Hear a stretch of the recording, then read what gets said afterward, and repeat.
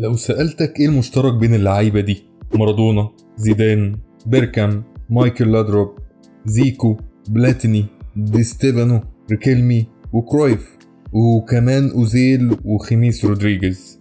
أيوة بالظبط، كلهم لعبوا في مركز الرقم 10 الكلاسيكي، وكلهم عدا آخر 2 لاعبين معتزلين من مختلف العصور، وحتى آخر 2 مش لاقيين مكان في كرة القدم الحديثة.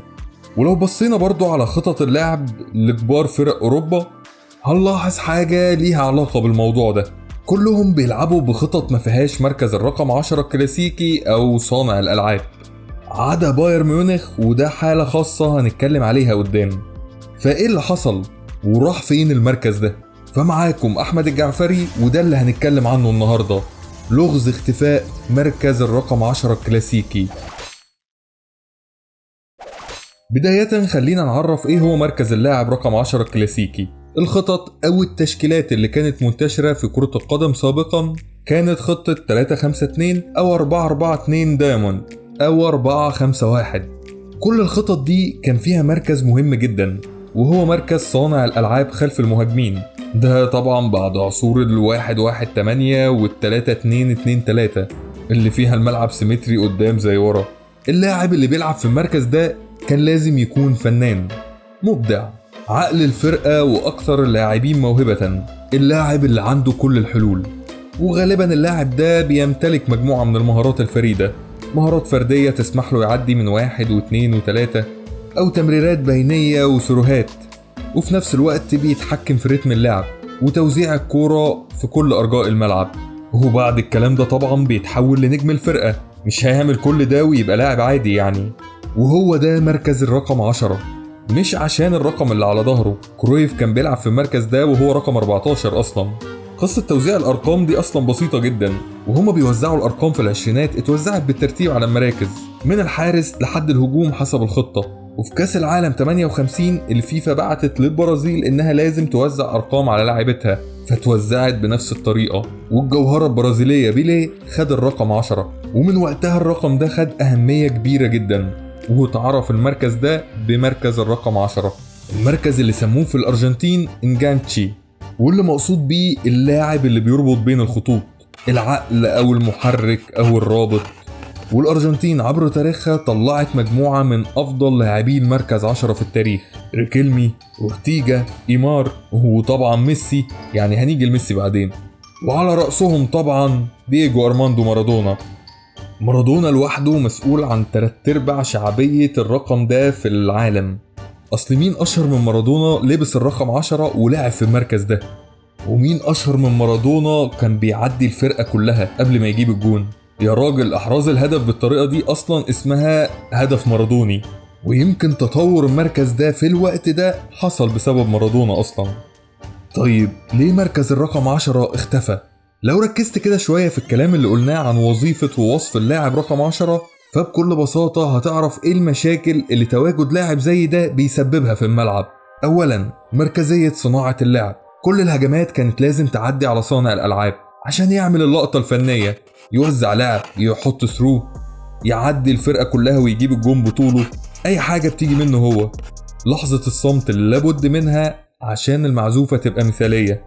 فكان أول حاجة بيفكر فيها المدربين في الشق الدفاعي إن هم يوقفوا له واحد يلعب كظله، أو حتى أكتر من واحد، ويحاولوا بكل الطرق يمنعوا الكرة إنها توصل له. وبمجرد ما بيمنعوا اللاعب ده من إنه ياخد راحته في الملعب، ففريقه بالتالي بتنعدم حلوله الهجومية، أو على الأقل بتقل لحد كبير. وفي نفس الوقت طلعت طرق بتصور على الفكرة دي، زي المدرسة الهولندية في السبعينات ورينيز ميتشلز اللي درب اياكس وهولندا وبرشلونة بعد كده.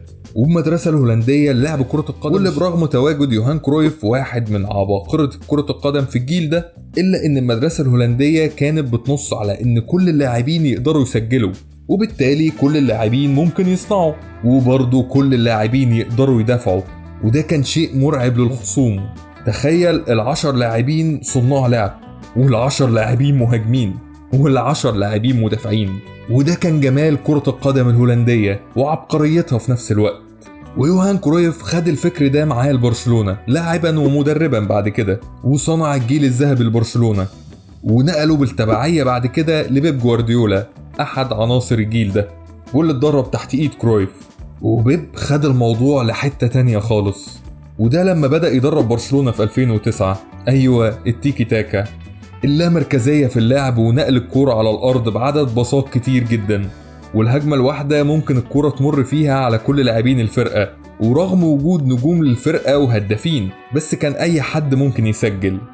ورغم إن أي حد كان ممكن يصنع الهدف، بس تشافي وإنيستا واللي هم عقول الفرقة كانوا مسؤولين بشكل كبير جدا عن صناعة اللعب والتحكم في رتم الفرقة، وبالأخص صناعة التمريرات ما قبل التمريرة اللي بيجي منها الهدف واللي بتتسمى البري أسيست.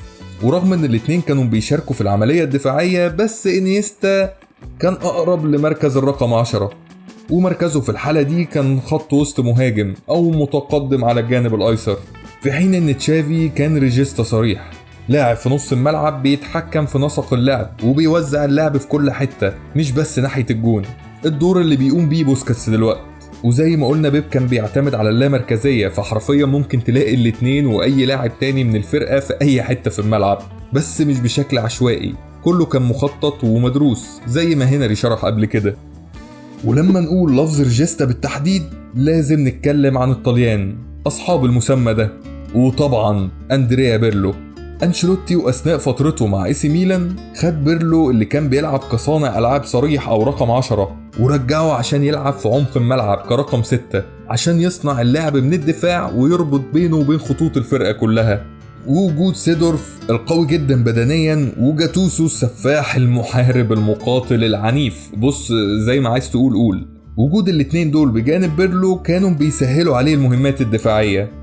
ودي نقطة تانية مهمة من أسباب اختفاء الرقم 10 الكلاسيكي، البالانس أو الموازنة بين الهجوم والدفاع.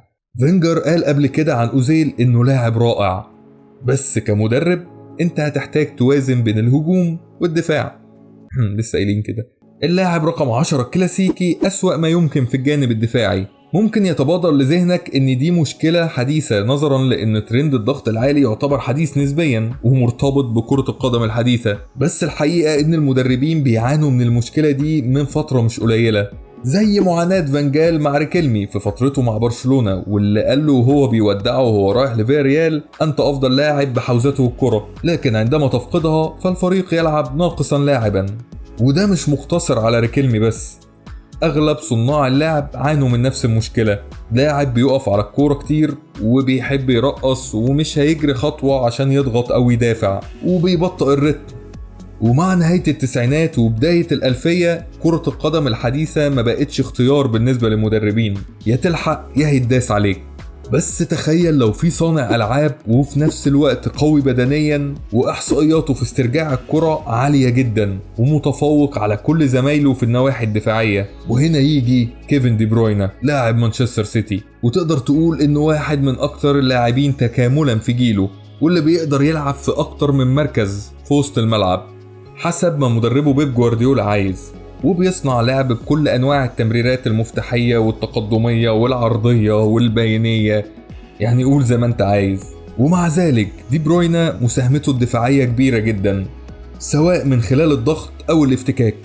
هو الحقيقة دي بروينا بيكون موجود في كل حتة في الملعب، والخريطة الحرارية بتاعته مرعبة جدا. بس دي بروينا مش الوحيد، في كذا لاعب مازال بيقوم بدور صناعة اللعب ومع ذلك بيشارك في المهام الدفاعية. برونو فرنانديز مثلا مع مانشستر يونايتد، وفيراتي أقرب حاجة للريجيستا دلوقتي، وتياجو لكانترا كذلك، أو طبعا لوكا مودريتش اللاعب الرائع اللي يعتبر خط الوسط الأكثر تكاملا في جيله واللي بيقدم مستويات رائعة رغم سنه. فتقدر تقول إن اللاعب رقم 10 اتفكك لكذا مركز، وكل فرقة على حسب خطتها وطريقة لعبها. فرق لجأت للريجيستا، وفرق لجأت للاعب البوكس تو بوكس، وفرق تانية زي ليفربول قبل تياجو لكانترا كان معظم صناعة اللعب بيتم عن طريق الأطراف، وبالتحديد الظهيرين روبرتسون وأرنولد، ويمكن الأخير مشاركته في صناعة اللعب أكبر. ومش ليفربول بس، فرق كتير حولت اللعب للأطراف بعد ما حصل زحمة وتكتل في عمق الملعب، بس وجود تياجو لكانترا خلى ليفربول يخلق لعبة أكتر من عمق الملعب. وبعض الفرق زي برشلونة فالفيردي بتضطر تغير من أسلوب لعبها بسبب تواجد لاعب معين. أصلا ما ينفعش يكون عندك ميسي وما تلعبش بالطريقة اللي تناسبه، ميسي بدأ مع برشلونة كجناح يمين، ويمكن هو ورونالدو اللي غيروا شكل الجناح للشكل العصري اللي عارفينه عليه دلوقتي، الجناح الهداف. بس ده حديث تاني لحلقة تانية. جوارديولا في كلاسيكو 6-2 لعب بميسي شادو سترايكر أو 9.5، وبعد رحيل إيتو وهنري وغضوم ورحيل إبرا، بيب في 2011 لعب ببيدرو وديفيد فيا جناحات وميسي شادو سترايكر. كل ده والفرقة بتلعب بتشافي وإنيستا، وميسي بيلعب في العمق بين الخطوط أكتر، بس مع قدوم سواريز كمهاجم صريح وانتقال تشافي ومن بعده إنيستا بالترتيب، ميسي اضطر إنه يلعب في عمق الملعب ويسقط أكتر لخط الوسط ويقوم بأدوار تشافي وإنيستا من بعده. تقدر تقول إنه اضطر يتأقلم، وبعد ما كان متعود يبني الهجمة مع الظهير القريب منه الظهير اليمين، فبعد رحيل دانيال ألفيس بقى بيبنيها مع الظهير البعيد عنه الظهير الأيسر اللي هو خوردي ألبا. فبدأنا نشوف تمريرات طولية أكتر وجملة اتعملت مليون مرة، وميسي سجل منها أهداف كتير جدا في ثنائيته مع ألبا. وعلى الورق بس كان مركز ميسي كجناح يمين، بس في الحقيقة كان بيقوم بدور الرقم 10 كلاسيكي والريجيستا وال9.5 والشادو سترايكر في نفس الوقت. ورغم تمشيته في الملعب أغلب الماتشات عشان يحافظ على طاقته مع تقدمه في السن، إلا إنك هتشوف لقطات دفاعية لميسي في كل ماتش تقريبا، بالذات في الهجمات المرتدة. عشان كده احنا بنخرج ميسي من مقارنات الرقم 10 الكلاسيكي القديم والحديث، لأن حرفيا ميسي كان بيقوم بكل أدوار صناعة اللعب في عمق وأطراف الملعب وكل أنواع التمريرات، وفي نفس الوقت كان أكثر لاعب تهديفا عادي جدا. بس في لاعب تاني يعتبر من القلائل اللي محافظ على مركز الرقم 10 الكلاسيكي في كرة القدم الحديثة، وهو الألماني توماس مولر نجم بايرن ميونخ. قلت لك هنتكلم على البايرن، بتحسبني نسيت؟ يعني ما نسيتش. زي ما قلت لك تواجد لاعبين معينين بجودة معينة بيجبرك على اللعب بالخطة اللي تناسبهم. توماس مولر من أغرب ستايلات اللعيبة اللي في الكورة، أعتقد آخر اختيار ممكن تختاره في الفيفا مثلا. لاعب بطيء، مش قوي جسمانيا ومش بيتميز بمهارات خارقة يعني، بس في الحقيقة مولر بيتصنف من اللعيبة العبقرية في مركزها، وده اللي أكده كل المدربين اللي مروا على بايرن ميونخ. وأكبر ميزة لمولر هي تحركاته وتمركزه بالذات بين مهاجم الفرقة والجناحين، وقدرته على قراءة الهجمات وتحركات الدفاع، وتقدر تقول أستاذ في إنه يبعت المدافعين. ودايما هتلاقيه واقف في المكان المناسب، سواء المكان المناسب ده لإحراز الأهداف أو لتمريرها واستصغلاله لأنصاف الفرص، غير شخصيته المثيرة للجدل دايما. ورغم ان الترند متبع في كرة القدم الحديثة بتجبر المركز ده على الاختفاء، الا ان في لاعبين تانيين وفرق تانية ما زالت محافظة على المركز ده، زي رويس في دورتموند وماديسون في ليستر سيتي، واللي خطط فرقهم اللي بتلعب ب4-2-3-1 بتسمح لهم يلعبوا في المركز ده، وبنسبة كبيرة ده بسبب تواجدهم طبعا. وممكن الشكل او الطريقة اللي بيلعب بيها توماس مولر يكون التطور الطبيعي لمركز الرقم 10، واللي بيعتمد على التحركات وفي نفس الوقت بيساعد في الضغط. بس في لعيبة تانية اضطروا انهم يا اما يغيروا مكانهم يا يرضوا بلعب دور اقل والجلوس على الدكة. خيميس رودريجيز الكولومبي اللي كتير شايفين انه لو كان في زمن تاني كان بقى من اساطير الزمن ده، واللي اتحول حاليا لمركز الجناح بعد ما مر بمجموعة أندية وما أداش معاهم بالمستوى المطلوب. وأوديجارد اللي كان بيلعب في السوداك كجناح بيضم للعمق، بس أرتيتا في أرسنال لقاله دور أكبر في العمق وصناعة اللعب. وماتا اللي فضل حبيس الدكة، لأن ببساطة زي ما بيقول الرقم 10 انتهى في كرة القدم الحديثة. وإسكو اللي اتهم مرارا وتكرارا بتعطيل اللعب في ريال مدريد، واللي ما كانش له دور واضح غير مع زيدان في خطة 4-4-2 دايما، واللي كان له دور كبير في فوز ريال مدريد بالدوري ودوري أبطال أوروبا في موسم 2016-2017 اللي هي التانية يعني في الثلاثية اللي حققها ريال مدريد.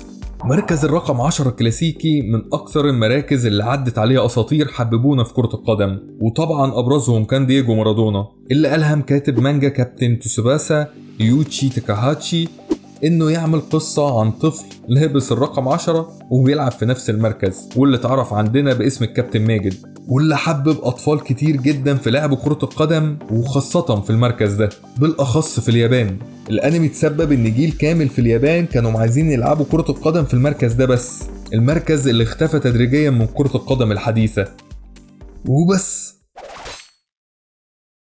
ده اللي كان عندنا في حلقة النهاردة. مركز الرقم 10 هو أكتر مركز أنا بحبه شخصيا في الكورة، ولحد دلوقتي في الفيفا بلعب بخطط تسمح لي ألعب بالمركز ده، وأكتر اللاعبين اللي بحبهم في كرة القدم لعبوا في المركز ده. أنت كمان صديقي الرائع شاركنا باسم أكتر لاعب عالمي أو محلي بتحبه لعب في المركز ده. وشكرا ليك لو كملت الفيديو لحد هنا. كان معكم الرائع دائما أحمد الجعفري من قناة الجعة. سلام.